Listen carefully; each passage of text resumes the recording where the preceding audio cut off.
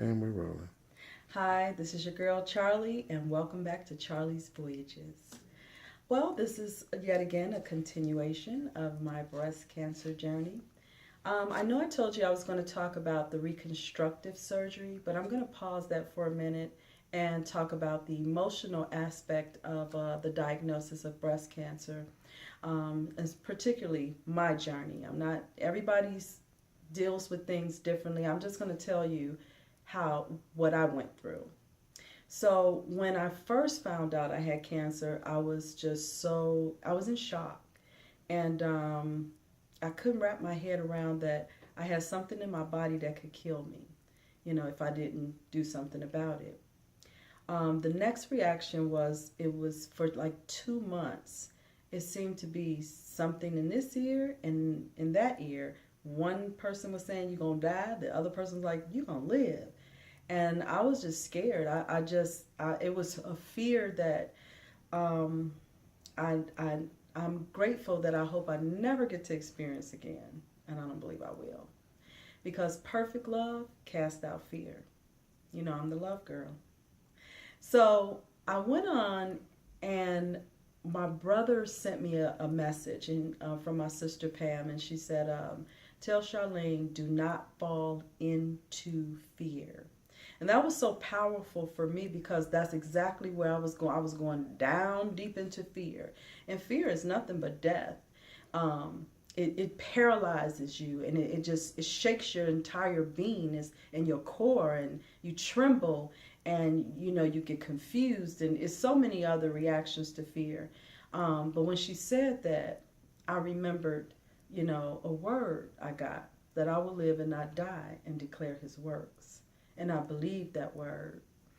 And I ate the word every single day, whether it was in those little things you get from the Chinese restaurant. I can't remember what they're called, fortune cookie. And so, and I didn't care. I read the Bible. I had just a lot of information, a lot of just scriptures, and I share them now. And I filled myself with that instead of filling myself with negativity. And then I got rid of all negative people. Anybody that was not on board with this journey, I just let them go. Um, but then was the cancer. I mean, the chemotherapy, that process, because that was the next phase. So they told me my hair was going to fall out. But I really didn't quite understand what that meant. So I went and got my hair cut real low, like a boyish cut, because I figured I need to be ready because, I'm in control of this. So I thought. So I had my first two treatments.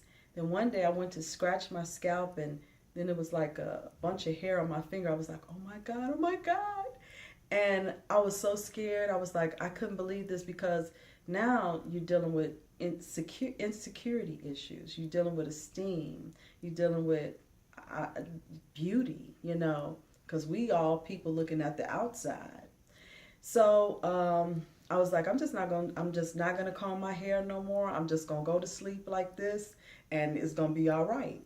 And then I realized how silly that was, and so I just, put on my big girl boots and went in the bathroom and took a deep breath, and I combed my hair. And as I combed my hair, it just all just fell in the sink, and I cried. I cried like a baby. I'm trying not to get emotional because it really was it was a little devastating for me, and because I was so carnal then, and it was me, you know. And so then it was patches in my head, so I knew how to cut hair, so I just cut the patches out, and then I took a picture of myself and I sent it to my family because they were very supportive, my sisters and brothers and my nieces and nephews, um, and they sent me back a message and asked me why was I sending them a picture of my brother. And so I cried even more. But I sucked it up. But then my eyebrows and my eyelashes fell out. And that's where I was like, oh my God. I look bald face. I looked like a boy, and that bothered me. And so I had a wonderful friend, you know, I was using like the eyebrow pencil, and a wonderful friend of mine, she said, oh, just get the brow powder.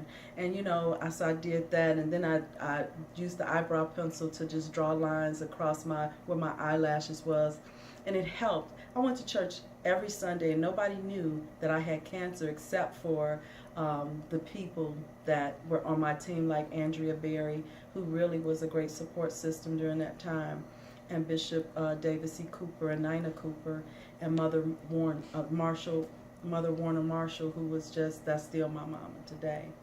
But anyway, that was devastating for me, and it was very emotional, and I went through it. I didn't have a mate. I had Christ. I had my God, you know, and I had my family.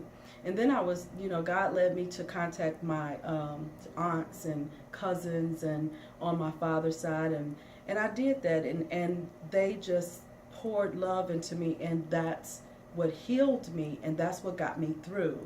And it was a beautiful process in that perspective, where the community of love came together, and we were a force to be reckoned with. So I'm going to end it there today, and I'll talk about it emotional one more time next week, and then we'll move forward to the reconstruction. But thanks a lot, and remember, love somebody.